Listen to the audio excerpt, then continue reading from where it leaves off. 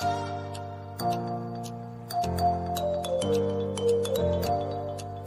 are listening to Alex Nanlohi Podcast, to know the Lord and to make Him known. Baik, teman-teman, mari kita berdoa sebelum kita sama-sama membaca merenungkan firman. Kami bersyukur kepadamu ya Tuhan, kesempatan ini Tuhan berikan bagi kami untuk boleh belajar bersama. Biarlah diskusi yang sudah kami lakukan menjadi pengantar yang baik. Kami boleh masuk lebih dalam, memahami firman, dan juga melihat bagaimana keberadaan kami yang di dalam masa-masa membangun relasi ini ya Tuhan. Biarlah firman-Mu menjadi pelita bagi kaki kami, terang bagi jalan kami. Waktu ke depan kami persembahkan dalam tangan pengasihan-Mu, dalam nama Yesus kami berdoa. Amin. Ya, teman-teman, thank you. Diskusi yang sangat baik tentunya telah teman-teman lakukan. Itu menolong juga untuk sebenarnya saya jadi coba banyak bicara dari sisi filosofinya, apa yang saya renungkan dari firman Tuhan, dan juga melihat ini ya, bagaimana kita bisa masuk dalam mengerti tentang relasi sebenarnya lebih khusus. Jadi kalau ditanya apakah saya pernah pakai dating apps, saya tidak pernah pakai karena generasi kita berbeda. Tapi saya punya mahasiswa ataupun alumni-alumni yang saya kenal dan mereka memakai, dan kami banyak diskusi tentang hal ini, dan juga beberapa kali saya membawakan sesi tentang hal ini. Tapi ada prinsip yang sama sebenarnya, bahwa saya pernah dikenalin gitu ya, matchmaking gitu ya. Ada orang yang mencomblangi saya dengan waktu itu seorang perempuan untuk coba menjalin relasi. Saya sendiri dalam usia sebenarnya menikah di usia yang 37 tahun. Jadi cukup lama singlenya, dan itu ya teman-teman bisa pahami lah ya, di dalam budaya di Indonesia khususnya itu kayak ditanyain terus begitu ya, kapan, dan seterusnya. Nah, saya ingin mengajak kita untuk melihat bahwa sebenarnya apa sih cara pandang yang perlu kita miliki. Kalau kita bicara tentang arti hidup, apa sih sebenarnya arti kehidupan? Tapi ada satu kutipan yang saya pikir baik untuk kita pikirkan bersama, bahwa sebenarnya sadar atau tidak, setiap kita sedang menghidupi sebuah cerita. Saya kutip dari Timothy Keller, dia mengatakan orang tidak bisa membuat apapun menjadi sesuatu yang masuk akal atau meaningful, punya arti, tanpa menempatkannya di dalam semacam alur cerita. Jadi sebenarnya setiap kita tuh sedang menghidupi sebuah cerita yang mungkin kita dapat dari culture kita dapat dari family kita dapat dari pendidikan kita dapat dari hal-hal yang ada di sekitar kita. Dan itu menjadi semacam kacamata di mana di dalam poin itulah, dari cara pandang itulah kita memberi makna misalnya kepada kehidupan kita. Kita memberi makna kepada hal-hal yang terjadi di dalam kehidupan kita. Nah, nanti saya pikir ini bukan hal yang baru tentunya buat teman-teman. Tapi mari kita coba pahami bahwa sebenarnya setiap orang sedang menghidupi sebuah cerita. Dan kalau kita masuk lebih dalam bagi kita orang percaya, kalau ada cerita, maka pasti ada penceritanya. Kira-kira begitu ya. If life is a story, there must be a storyteller. Dan kalau kita mengerti bahwa kita adalah orang percaya, kita adalah manusia yang diciptakan oleh Allah, maka kita bisa memahami bahwa Allah lah sebenarnya sang pencerita agung itu. God is the master storyteller. Dan karena itu kita pun belajar melihat bahwa hidup kita ada di dalam God's big story. Nah, pendekatan ini menolong kita memahami sebenarnya tentang hidup, karena Alkitab kita berbicara manusia bukan makhluk independen. Kita adalah makhluk yang diciptakan, sehingga ada pencipta. Dan pencipta itu tentunya punya tujuan menciptakan. Dia punya story yang sedang dia mau saudara dan saya hidupi.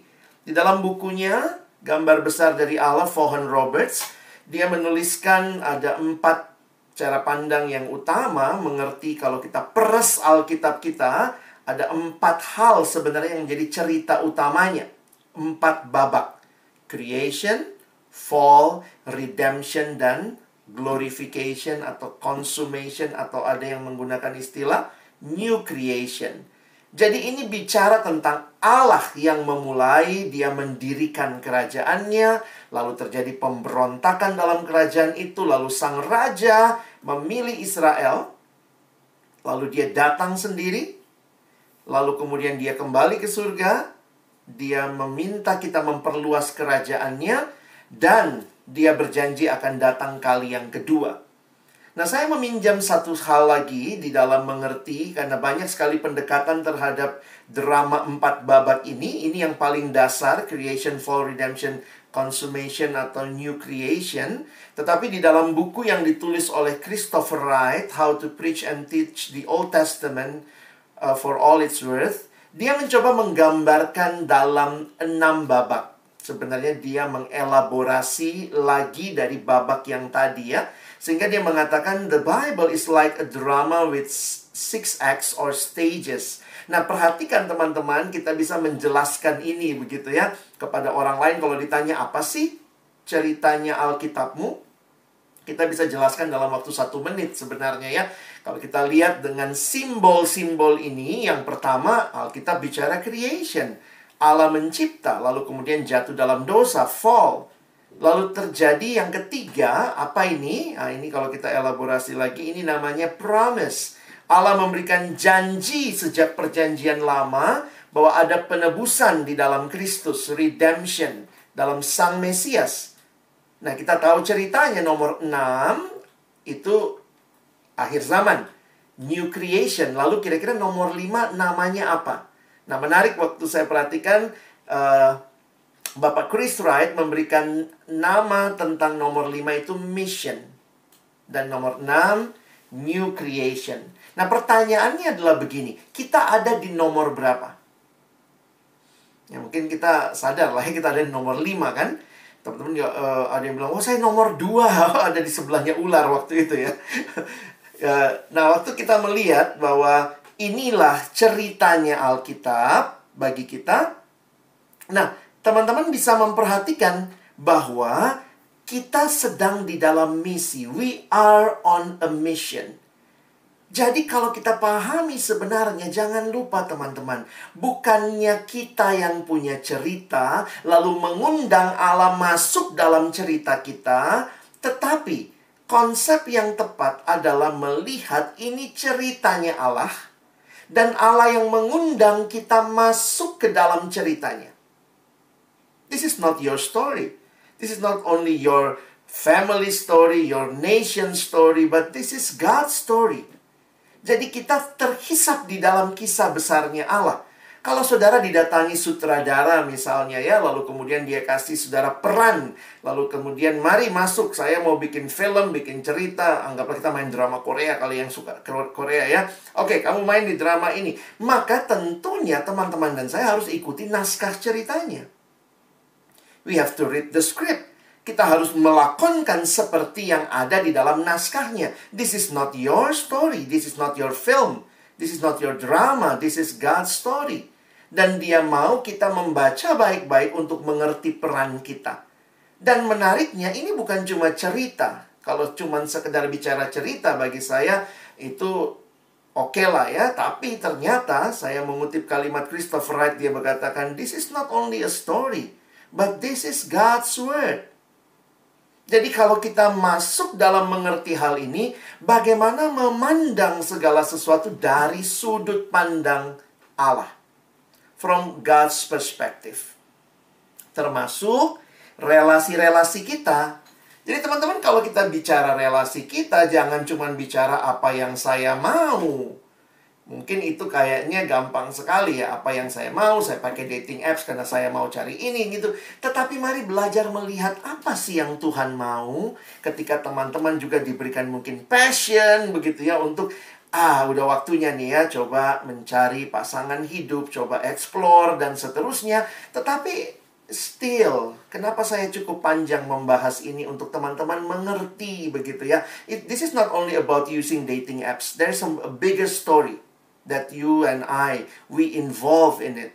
Kita ada dalam sebuah kisahnya Allah sehingga kita waktu melihat tools, beberapa teman tadi bilang itu tools, alat ya. Dating apps itu cuma tools kok gitu ya. Oke, but bagaimana engkau melihat di dalam konteks yang lebih luas? Dan kemudian kita juga tahu pada saat yang sama there are still many stories around us. Our culture story, our family story gitu ya. Dan kita tidak bisa tutup mata, itu biasa juga bikin kita jadi insecure ya. Khususnya waktu bicara tentang pernikahan lah, kalau saya langsung masuk ke situ ya. Karena secara khusus ketika usia makin bertambah, sudah selesai kuliah mungkin, sudah mulai masuk bekerja, usia bertambah, lalu kemudian ada stigma-stigma yang muncul gitu ya. Ih, masih jomblo. Jadi sebenarnya kan kadang-kadang kita pikir gini, kita bisa rasa insecure loh dengan kalimat-kalimat seperti ini.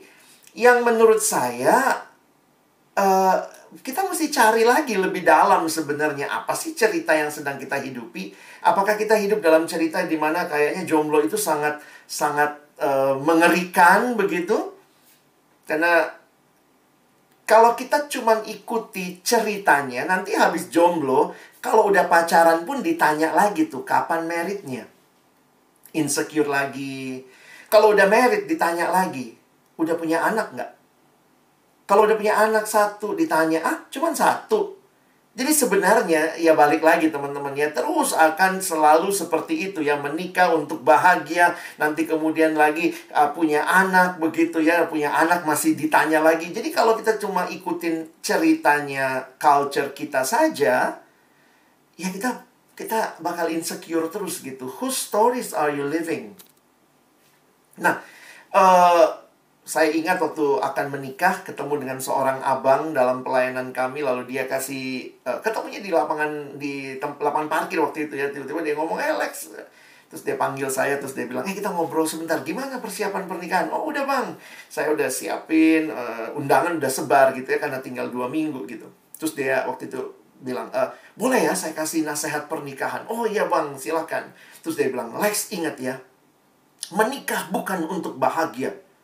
Ya abang, udah 2 minggu lagi nih ya. Kenapa gitu ya? Terus dia coba jelaskan. Kebahagiaan itu bukan karena pernikahan. Bahagia itu karena ada Yesus. Jadi kalau kamu di dalam Yesus, pasanganmu di dalam Yesus, maka kalian menikah. Yang membawa kebahagiaan itu karena kalian ada di dalam Yesus, bukan pernikahannya. Karena kalau kamu tidak kenal Yesus, dia tidak kenal Yesus, sebenarnya ya apa bahagianya begitu. Sehingga belum menikah bisa bahagia nggak? Oh bisa, kalau dia di dalam Kristus gitu ya. Jadi yang jomblo-jomblo bersorak mungkin ya. Jadi jangan berpikir yang membawa kebahagiaan itu pernikahan. Sehingga ini cultural story yang juga sedang kayaknya kalau menikah itu akan bahagia. Saya jadi ingat kalimat yang dikatakan dalam bukunya Timothy Keller ya, dalam tentang marriage. Dia mengatakan 2 hati yang kosong, tidak ada Kristus di dalamnya, ketika dipersatukan, hanya akan membentuk kekosongan yang lebih besar. Jadi pentinglah teman-teman ya, di masa-masa kalian sebagai pemuda mulai mengalami pergumulan dalam relasi, termasuk relasi pria dan wanita, kita perlu punya konsep-konsep yang tepat menurut apa yang firman Tuhan jadikan sebagai rambu-rambu kita. Ya, tentu ada hal-hal yang di dalam Alkitab, karena kita beda konteks, beda budaya, banyak hal yang sebenarnya beda sekali dengan kehidupan kita di masa modern. Tapi karena itu kita perlu lihat prinsipnya. Tuhan kasih kita akal budi untuk juga boleh menarik prinsip tentang hal-hal yang ada di sekitar kita. Nah, contohnya ya, bagaimana kita mengerti tentang pacaran. Pacaran adalah suatu langkah penting sebelum pernikahan.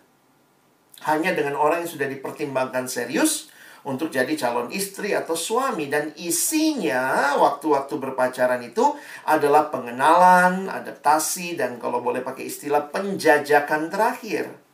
Dan ini bukan hal biasa saja, saudara. kita perlu untuk memikirkannya dengan serius. Dampaknya terhadap pribadi apa? Apakah setelah pacaran kamu makin bertumbuh kenal Tuhan atau makin mundur secara rohani? Dan ingat, kita kan tidak hidup hanya dunia milik berdua begitu ya. Kita bicara juga dampak terhadap persekutuan. Saudara jadi teladan atau jadi batu sandungan. Dan ayat yang selalu saya ingat ya, dari prinsip ayat ini ketika Paulus bicara kepada jemaat di Korintus, jika engkau makan atau jika engkau minum atau jika engkau melakukan sesuatu yang lain.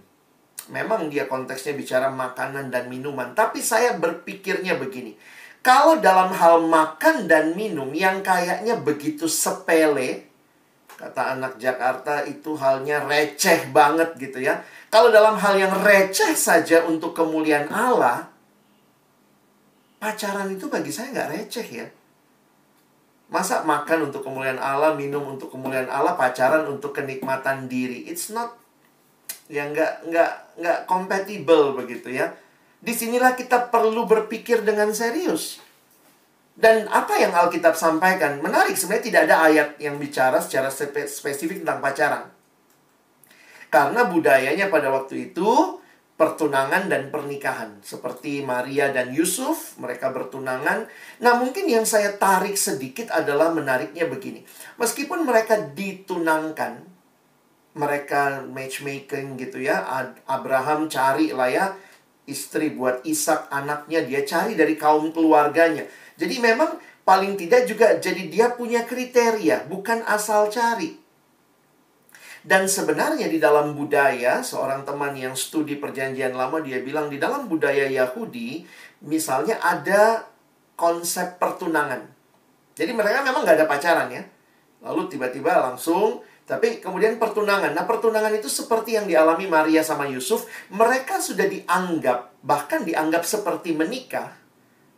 Walaupun masih bertunangan, tetapi masing-masing masih pulang ke rumahnya masing-masing. Atau ke rumah sahabatnya gitu, brides, dia punya teman ya. Jadi biasanya mereka itu kayak Yusuf sama Maria sudah kenalan, sudah ditunangkan, diberikan waktu berkenalan sebenarnya. Tapi masing-masing masih pulang ke rumah masing-masing. Karena itu ketika Yusuf tahu Maria hamil, mengandung dari Roh Kudus, langsung dia kaget. Karena ternyata juga konsepnya dalam masa pertunangan itu masing-masing harus jaga kesucian. Jadi ini hal yang unik kalau teman-teman melihat konteksnya. Saya menarik prinsipnya adalah masa pengenalan sebelum pernikahan yang di dalamnya ada kekudusan. Karena itulah prinsip pernikahan Kristen. Nah, saya ambil ayat yang sering kali dikutip, Kejadian 2 ayat 24-25. Sebab itu seorang laki-laki akan meninggalkan ayahnya dan ibunya dan bersatu dengan istrinya sehingga keduanya menjadi satu daging. Mereka keduanya telanjang, manusia dan istrinya itu, tetapi mereka tidak merasa malu. Saya mengutip apa yang John Stott katakan tentang definisi pernikahan menurut dari ayat ini ya. Dari ayat ini John Stott menarik bahwa pernikahan itu adalah, menurut tujuan Allah, adalah persatuan heteroseksual dan monogami yang melibatkan komitmen seumur hidup dan penuh cinta antara satu laki-laki dan perempuan, dimulai dengan meninggalkan orang tuanya, disaksikan umum, dan persatuannya disempurnakan dengan hubungan seksual. Maaf ya, ini slide saya kayaknya agak macet di sini. Oke, semoga koneksinya bisa balik lagi. Jadi, kalau teman-teman memperhatikan secara khusus apa yang Alkitab sampaikan, maka pernikahan ini menjadi satu kerangka kita membangun relasi pacaran. Karena kan pacaran yang baik, yaitu tujuannya pernikahan. Bukan sekedar having fun. Kalau sekedar mungkin mau kenalan, punya teman, ya bersahabat aja, kenapa mesti pacaran? Jadi waktu bicara pacaran itu bicara lebih dalam lagi. Ada sesuatu yang mau dicapai, yaitu pernikahan. Karena itu teman-teman lihat, cara melihatnya begini. Karena pernikahan itu kudus, pacarannya pun harus kudus. Nah, coba lihat itu ya. Tujuan Allah, persatuan heteroseksual. Jadi kita menolak dalam arti gereja tidak menikahkan pasangan yang homoseksual. Kalau ada gereja yang melakukan itu, ya tidak ada dasar sebenarnya. Kalau kita lihat dasar yang ditetapkan di dalam Alkitab sebagai sumber utama kita, demikian. Makanya dari poin inilah kalau kita bicara teman hidup, prinsipnya apa ya? Kalau dulu saya selalu ngomong, pertama cari yang seiman. Sekarang enggak ya. Pertama lawan jenis dulu deh ya. Itu jauh lebih esensi. Lawan jenis baru seiman ya. Lawan jenis itu di dalam Kejadian 2 dipakai istilah penolong yang sepadan. Itu kan Adam membutuhkan Hawa, Hawa membutuhkan Adam ya. Lalu yang kedua ya prinsipnya 2 Korintus. Nanti teman-teman bisa lihat ayat-ayatnya ya. Sesama orang percaya. Nah, jadi prinsip umum tentang pacaran tujuannya adalah pernikahan di dalam kasih, di dalam kekudusan, dan memuliakan Tuhan. Jadi kalau konsep ini kita miliki, bahwa seluruh hidup kita adalah ceritanya Allah, maka kita harus pakai prinsip-prinsip yang Alkitab sampaikan. Because this is God's story. Kecuali kau bilang, oh saya makhluk independen kak, saya lahirnya nggak pakai Tuhan gitu ya. Saya tiba-tiba ada di bumi ini, sehingga saya jadi tuan atas hidup saya. Tapi sejauh kita mengerti Alkitab, Alkitab punya kitab Kejadian yang mencatat awal mula segala sesuatu. Kita bukan makhluk independen. Karena itu relasi kita pun tempatkan dalam kerangka yang tepat sesuai dengan Alkitab. Generasi ini suka bilang begini, just follow your heart. Just follow your heart. Kalau hatimu pengen itu ya just follow your heart. Tidak ada ayat seperti itu di Alkitab. Satu-satunya ayat itu muncul ketika pengkhotbah, ikuti keinginan hatimu. Tapi ingatlah, untuk itu Allah akan membawa setiap perbuatan kita ke pengadilan. Di dalam bagian lain, Yeremia misalnya mengatakan, hati itu sudah tercemar dosa, hati itu sangat licik, ya. Jadi sebenarnya not follow your heart, hati aja udah jatuh dalam dosa, bukan kompas. Kompas hidup kita tuh bukan hati. I feel, I like it or I don't like it, bukan itu. Kita bicara apa yang firman Tuhan sampaikan, itulah pelita bagi kaki kita, terang bagi jalan kita. Nah, jadi kalau saya melihat orang bicara online apps ya, dating apps begitu, teman-teman, saya mau katakan prinsipnya sama kok. Mau dia offline, online, tetap prinsip-prinsip tadi teman-teman harus ingat. Misalnya, bagaimana memilih teman hidup kalau begitu ya. Saya menuliskan 4 hal ini sebagai hal yang perlu dengan seimbang dipikirkan. Jadi kalau orang nanya, jadi sebenarnya kak, kalau mau milih teman hidup tuh gimana ya? Dating apps kan menolong ya. Memang dating apps itu banyak sekali memotong apa yang sebenarnya jadi bagian yang dulu kita, ya tadi juga dalam diskusi di kelompok kami, ya dulu tuh orang menyatakan cinta itu kayaknya wah dipersiapkan gitu ya, debar-debar halus sampai kenceng. Lalu mungkin kalau suka sama teman sekolah kita bolak-balik depan rumahnya. Nah sekarang kan dating apps memotong semua debar-debar itu, excitement itu ya. Kita udah tahu namanya siapa. Dulu untuk nanya nama aja, tanya dulu siapa teman sekolahnya, tanya papa mama kita atau mungkin kakek nenek kita. Dulu tuh untuk kenalan itu butuh 2 bulan baru tahu namanya. Terus tahu yang dia suka itu butuh waktu. Nah sekarang itu kan semua udah langsung. Hobinya apa, dia umurnya berapa, dia. Jadi banyak hal yang dipotong oleh dating apps sebenarnya ya. Dan bagi saya satu sisi ya itu sebenarnya lebih bagus dong ya. Dalam arti jadi lebih cepat. Tapi jangan-jangan juga ya hati-hati. Jadi kayak kurang berjuang begitu ya. Karena semua udah dibantu sama teknologi. Nah ini masalah cara melihat.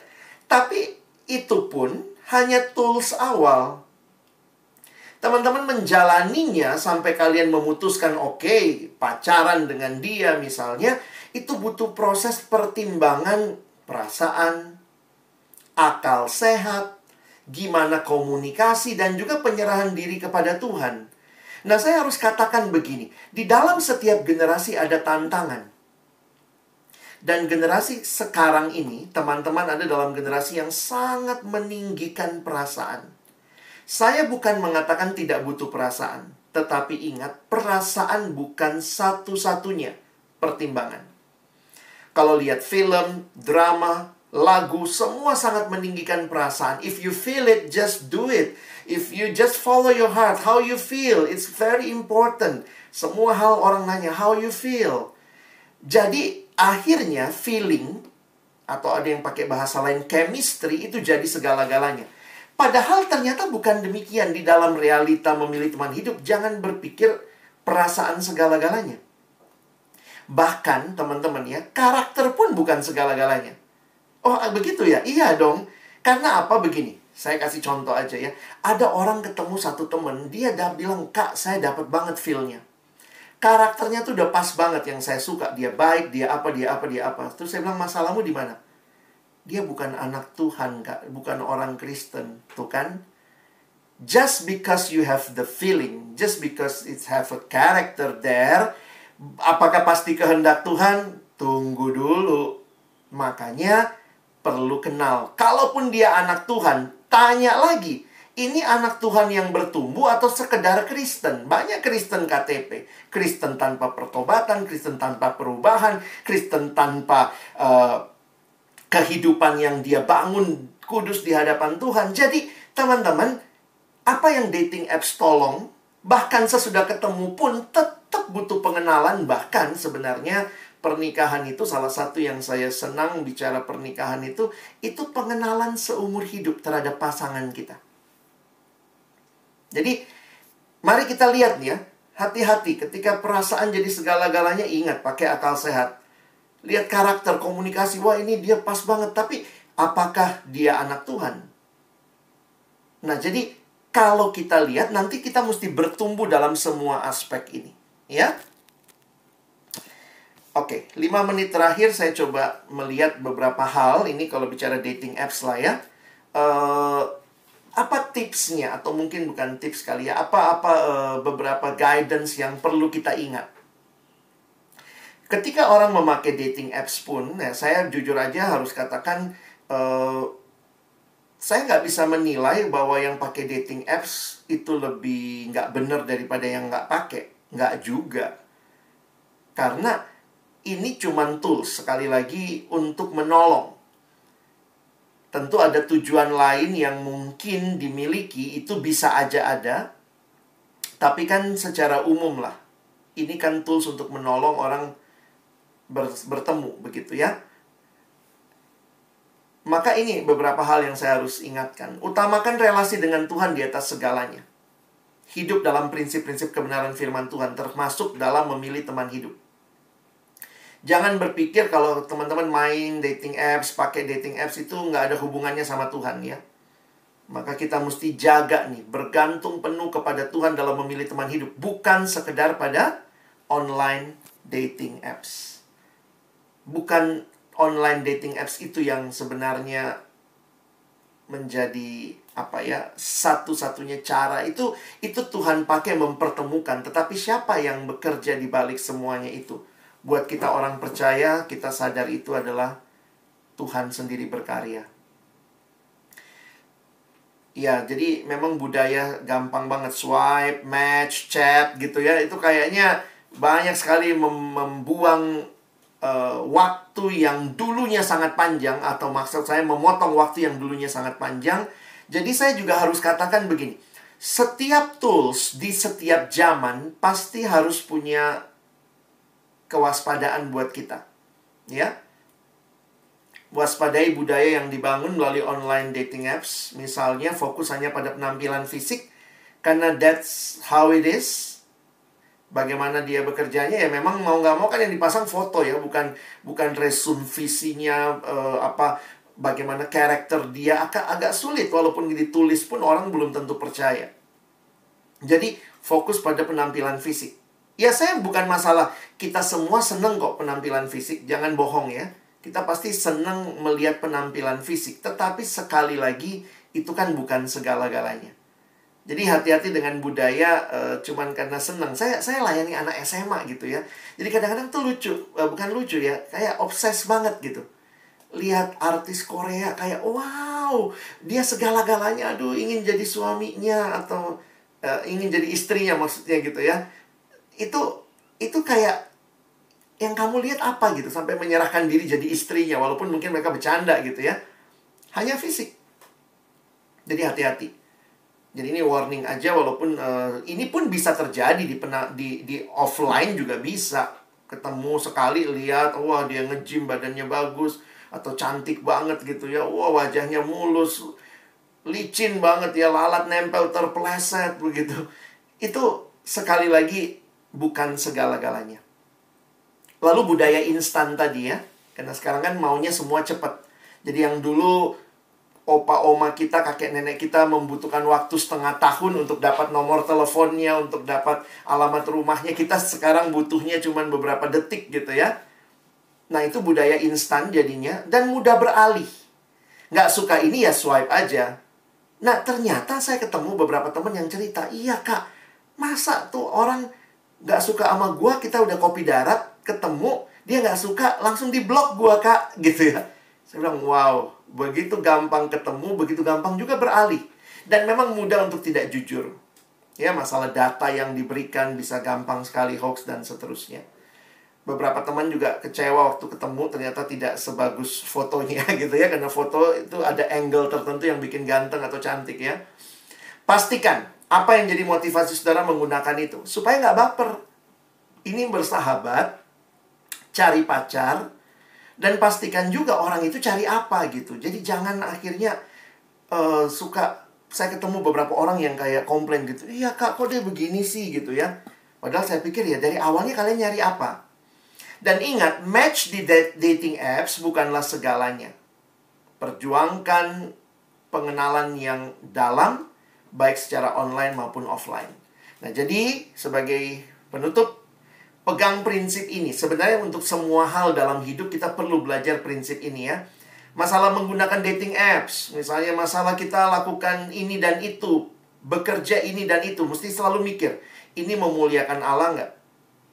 Berguna nggak? Membangun atau tidak? Paulus bilang di 1 Korintus 10, segala sesuatu diperbolehkan, tapi apakah itu berguna? Itu membangun atau tidak?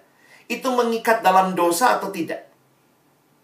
Dan apakah itu jadi berkat buat orang lain? Jadi kira-kira prinsip-prinsip ini yang kiranya boleh mewarnai juga perjuangan teman-teman untuk bisa menjalani, termasuk menggunakan dating apps dengan tepat.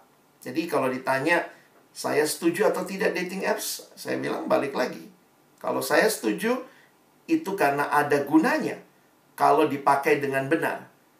Ada yang nggak pakai, ada yang pakai dengan nggak benar, ada juga. Tapi kalau kita anak Tuhan, harusnya sejak awal kita mempertimbangkan apa tujuan kita pakai. Apakah melalui ini saya cuma cari petualangan seks, berganti-ganti orang, atau benar-benar saya cari teman? Kalau cari teman ya jangan expect too much. Kalau orang itu, iya kak, kami match, tapi kok kayaknya sekarang dia berubah. Saya harus katakan, dating apps menjadi jalan pembuka, tetapi that is not everything in your life. Oke, saya berhenti sampai sini. Silakan, kesempatan ini bisa diskusi. Teman-teman yang mau bertanya, ada waktu untuk bertanya. Silakan bisa ditulis di chat pertanyaannya. Atau nanti kalau ada yang mau open mic langsung, silakan, untuk kita tidak buang waktu ya. Silakan.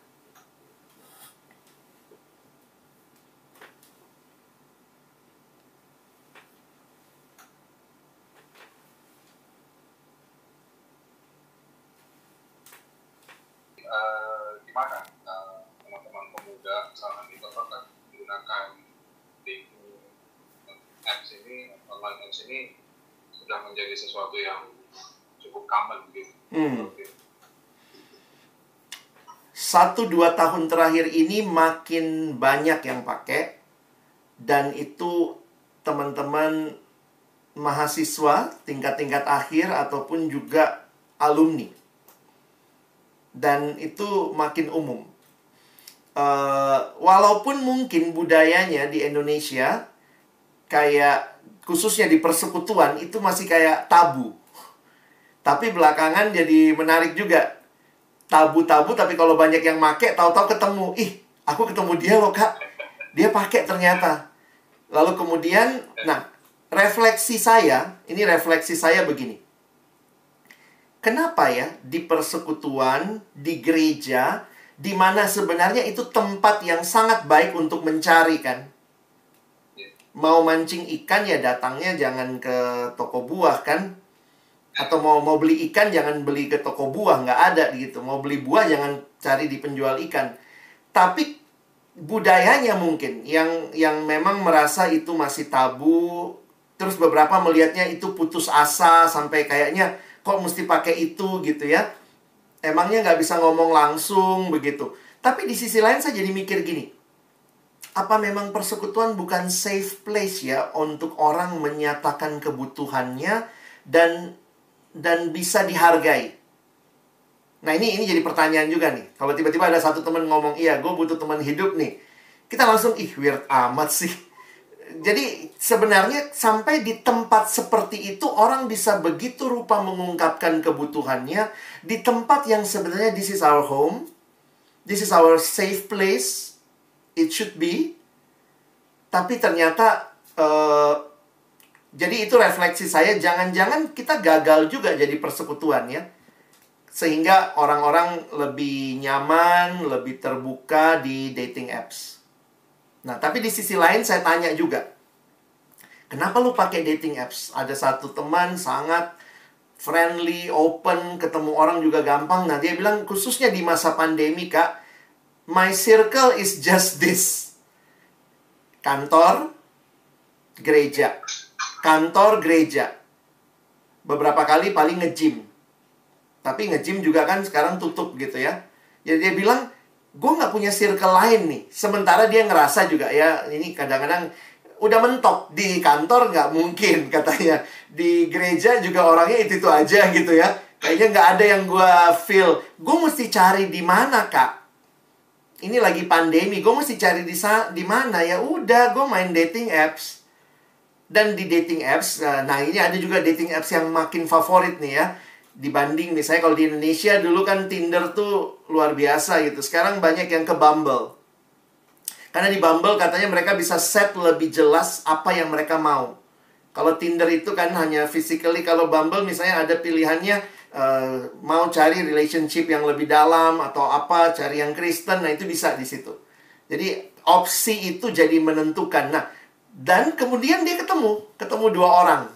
Kopi darat mereka. Nah, dan bagi saya tanya, bagaimana pengalamannya? Dia bilang, ya karena saya memang mau cari teman dan ketemu. Akhirnya mereka ngobrol-ngobrol, ya tapi nampaknya nggak lanjut begitu ya. Walaupun yang satu punya perasaan, tetapi kayaknya yang tidak gayung bersambut begitu. Jadi, jujur kalau Bang Anton tanya, ya itu makin umum dengan berbagai alasan yang makin rasional. Nah, itu makanya saya jadi berpikir terus gitu ya. Apa komunitas kita ini juga nggak makin nyaman ya? Untuk orang terbuka, dia butuh teman hidup. Padahal kan di sini sebenarnya tempatnya kita mencari. Kira-kira ya, our inner circle. Mungkin itu. Oke, thank you, Kak. Ya. Ada yang lain mungkin? Mau nambahin. Ya, silakan Sebenarnya Maria. kalau gereja is supposed to be a safe place buat orang mencari pasangan hidup, tapi kenyataannya tidak seperti itu, bahwa orang-orang yang kenyataannya seharusnya menjadi contoh atau mungkin orang yang tepat, tapi ya kandidatnya tidak seperti itu gitu. Do you have any suggestion how the church can be such a safe community? Atau paling nggak kalian mulai dari KP deh. Ada suggestion mungkin?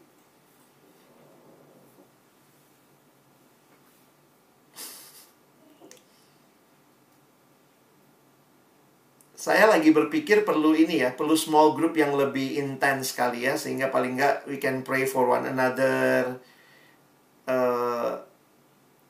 Ya, saya nggak nyalahin juga orang nyari di luar ya, tapi kadang-kadang kan kalau cari di luar kan you need more effort ya, how to know more the character, ini orangnya hoax apa kagak. Ini kan udah sehari-hari gitu ya. Cuman banyak juga yang bilang nggak ada yang cantik sih. nggak ada yang ganteng sih, itu kurang ajar banget tuh komen-komen begitu ya.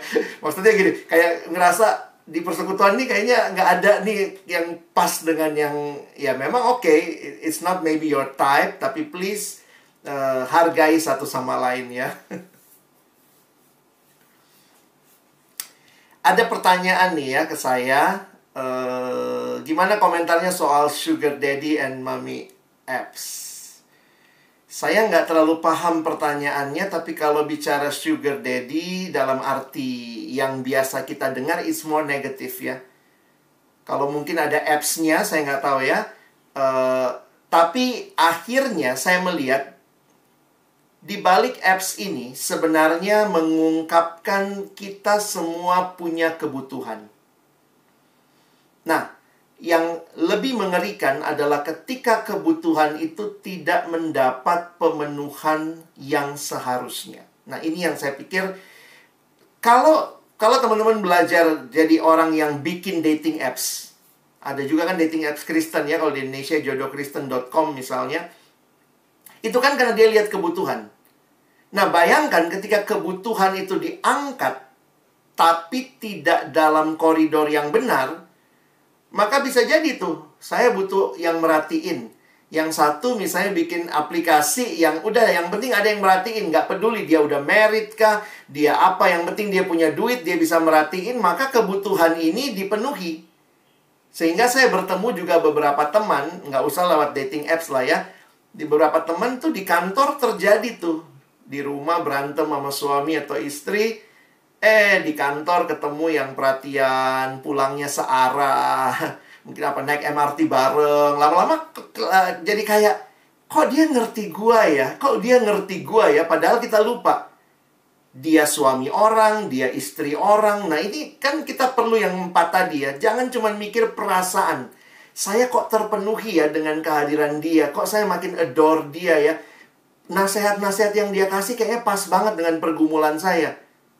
Benar nggak dia tepat untuk jadi teman hidup kalau ternyata suami orang, istri orang tidak seiman? Nah, itu saya pikir mesti banyak hal yang kita consider. Ada lagi?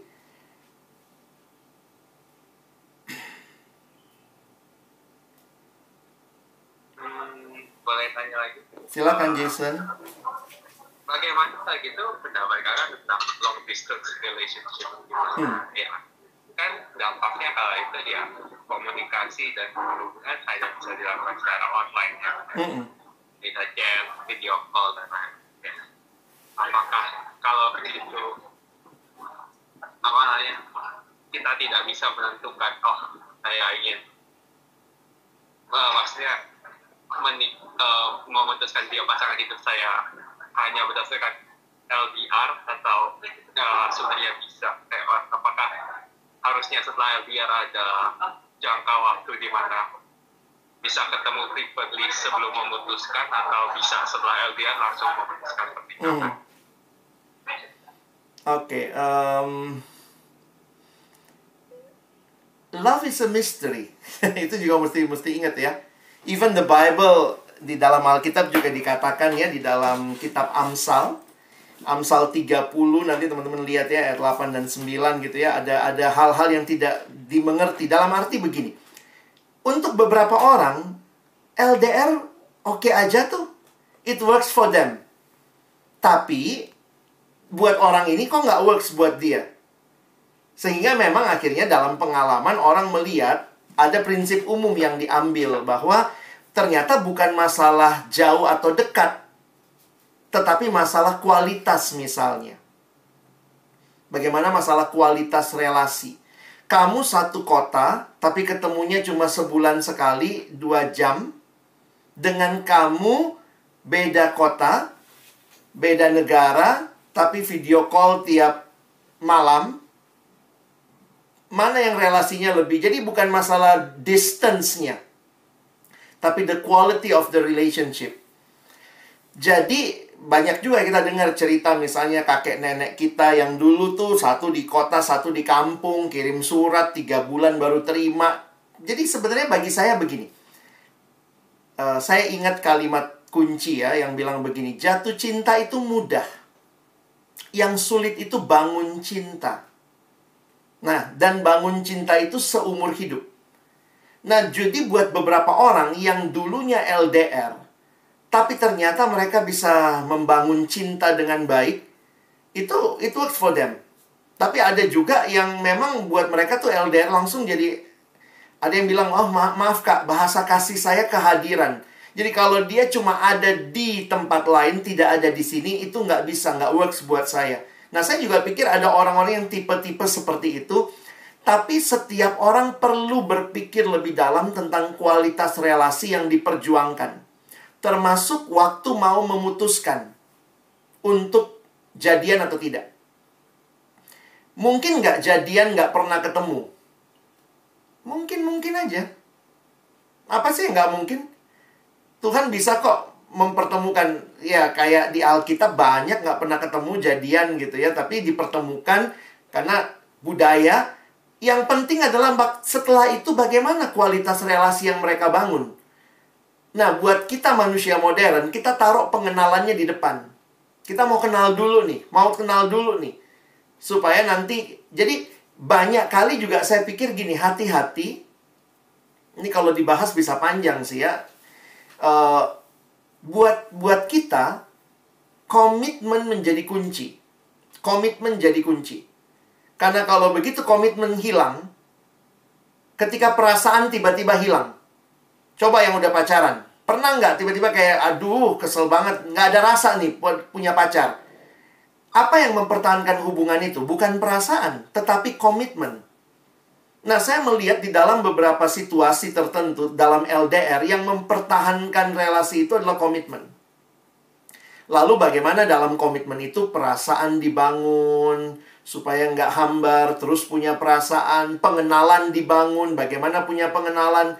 Satu teman tadi cerita, gimana caranya dia bisa kenal dengan LDR. Dia tanya ke pembimbing rohaninya pacarnya tentang kondisi pacarnya lebih jauh, dan pacarnya dia kasih akses ke pembimbing rohani dia di kota di mana dia ada. Nah, itu kan upaya supaya bisa kenal lebih jauh. Nah, itu kira-kira begitu. Saya nggak tahu menjawab atau tidak, tapi kira-kira prinsipnya gitu kali ya. Jadi jangan, kalau teman-teman ya tahu-tahu dapat perasaan dengan apa, jangan langsung diputuskan. Tidak, mungkin perlu diuji dengan pengenalan dan kualitas yang baik. Sebentar ya, ini ada beberapa yang... Ya, ada beberapa yang masuk ya. Yang tadi ya, terutama zaman sekarang kan connected, bisa lihat FB, Instagram dibanding zaman dulu. Sekarang makin gampang ngelihat sikap orang lain dari postingannya. How to adapt this situation, this condition. Zaman dulu nggak internet kan. Saya tetap bisa harus katakan yang diposting sebagian besar itu sisi tertentu. Jadi saya nggak bisa bilang itu pasti sisi baik, sisi nggak baik ya. Tapi kita butuh kenalnya bukan hanya satu sisi. Karena itu perjuangkan pengenalan. Pengenalannya bagaimana ya? Mungkin dalam konteks ini butuh juga orang lain yang kenal orang yang kita dekatin atau mendekati kita. Khususnya dalam situasi begini. Sehingga teman-teman tidak hanya percaya kepada postingan saja. Nah itu, jadi zaman dulu usahanya itu, zaman sekarang itu mungkin usaha kita. Di zaman internet ya. Kak tanya, kenapa gereja jarang mengarahkan untuk langsung bertunangan atau menikah tetapi lewat pacaran dulu? Saya pikir dunia modern kita itu adaptif sama perkenalan. Jadi akhirnya memang melihatnya begini, perkenalan itu jadi cara yang baik untuk membangun relasi ke depan. Kalau gereja tidak melakukan itu, karena memang zamannya sudah berubah. Saya harus bilang ya, zaman juga mempengaruhi ya bagaimana kita bersikap. Tapi karena itu bagi saya begini, bukan masalah kalau mau bicara Alkitab, sesuai Alkitab, udah kita semua langsung tunangan nih. Nggak ada pacaran-pacaran. Tapi kita kan sekarang pakai pacaran. Makanya tadi saya tarik prinsipnya. Prinsipnya itu pengenalan. Baik di tunangan maupun di pacaran. Ya kalau bilang Siti Nurbaya itu di Alkitab. Siapa yang di Alkitab? Teman-teman bisa lihat konteksnya Ishak, Ribka gitu ya. Dicariin tuh ya. Itu memang konteksnya mereka gitu. Jadi kalau teman-teman sekarang punya kebebasan untuk cari sendiri, nah, lihat prinsipnya, perlu kenal ya. Jadi bukan masalah pacaran atau tunangan ya, pengenalan. Nggak ada HP, oke. Oke. Terakhir ini kali ya. Kau mau tanya, gimana ceritanya kalau suka sama pacar orang? Awal mulanya berteman biasa dan berjalannya waktu, sama-sama nyaman dan simpan rasa satu sama lain. Itu gimana kelanjutannya? Di dalam kehidupan ada juga yang namanya etika, ya. Sehingga bagi saya dalam realita masih pacar orang, ini etikanya nggak tepat. Jadi, saya pikir harus selesaikan dulu relasinya, clear. Kenapa? Karena sekali lagi, teman-teman butuh komitmen. Jangan mengembangkan perasaanmu di luar komitmen. Itu cenderung menyakitkan dan cenderung misleading. Saya ulangi ya. Mengembangkan perasaan di luar daripada komitmen itu cenderung misleading atau akan sakit. Tiba-tiba misalnya dia tetap sama orang itu. Ya, kamu nggak bisa bilang apa-apa. Karena nggak ada komitmen. Walaupun perasaanmu bertumbuh. Nah, ini banyak juga yang senang dengan hal-hal seperti ini karena butuh perhatiannya. Butuh kenyamanannya. Makanya kalau kalian dengar penjelasan saya harus katakan ini generasi yang senang dipahami, diterima karena kesepian padahal followernya 1000. Lucu lah. Kita lihat generasi yang unik.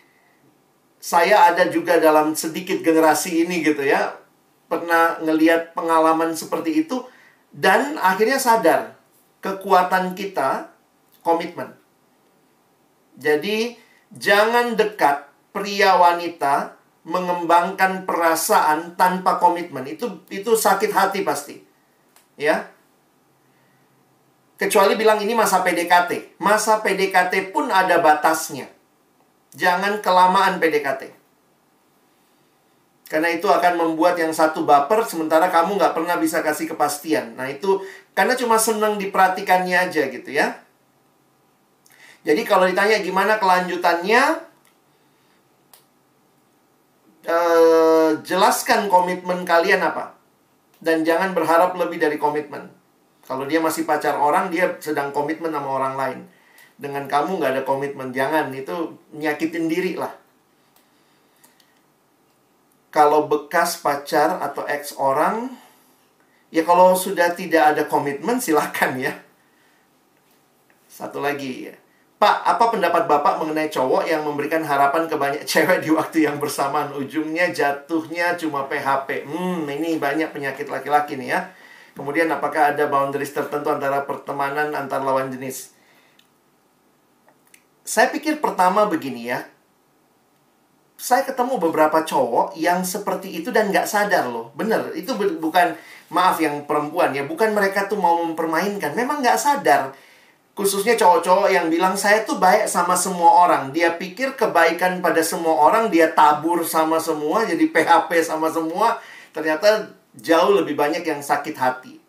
Jadi buat cowok-cowok baik, ya, cowok-cowok baik atau cowok-cowok yang merasa diri baik, kamu pun harus tarik boundaries. Ya, kamu pun harus tarik boundaries. Boundariesnya seperti apa? Jangan memberi perhatian terus-menerus dan berlebihan kalau tidak punya intensi apa-apa. Tapi Kak, dia butuh perhatian, suruh orang lain. Karena kalau mungkin kamu yang lakukan, dia tambah baper padahal kamu nggak ada maksud.